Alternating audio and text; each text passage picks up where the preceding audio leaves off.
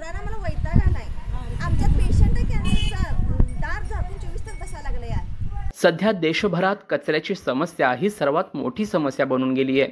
ठिकठिकाणी या समस्येवर तोडगा काढण्यासाठी प्रयत्न प्रशासनाकडून होत आहेत.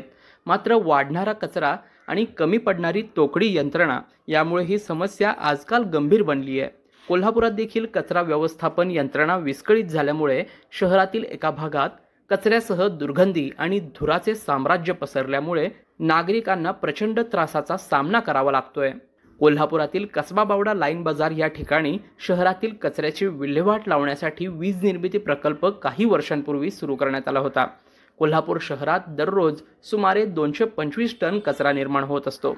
या कचऱ्यावर या ठिकाणी प्रक्रिया केली जात असे.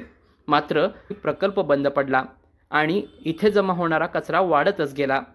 काही दिवसांपूर्वी इथे लागलेल्या आगीमुळे इथल्या प्रत्येक नागरिकाला जीव मुठीत धरून जगावे लागत आहे.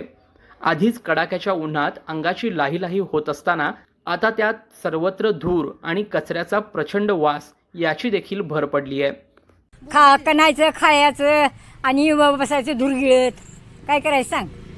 कुठे पर्याय आहे आम्हाला जायचा? पोरं बारकी घेऊन बसली, आत्ता खायला बघ एवढा एवढा भाताचा घास. त्या धुरांना जेवण सुद्धा जाईना झाले आम्हाला. काय करू सांग? आम्ही कुठे जायचं? ढोरासनी बाधायला लागले, माणसासनी बाधायला लागले. या कुणीकडे पळावं असं वाटते. आता धूर डोळ्यात आलायची आणि डोळं तर काच काच काच करायला लागल्यात. खाऊस आण फुड्यात घेतले, खाऊस वाटणार. जेवण तसं आहे बघा तिच्याकडे. काय म्हणजे आणि बोलायला येणं असं दम भरते बोलायला लागलं की माणसाला. काय करायचं माणसाने सांगा? कुठे जायचं? महापालिकाने काय करायचं आणि आम्ही कुणीकडे जायचं ती सांगायला पाहिजे. या ठिकाणी कचरा साठवून त्यात मिथेन वायूची निर्मिती होऊन ही आग लागली आहे. तर काही दिवसांपूर्वी लागलेली ही आग आजही धुमसत असल्यामुळे धुराचे लोट आजूबाजूच्या परिसरात पसरलेत.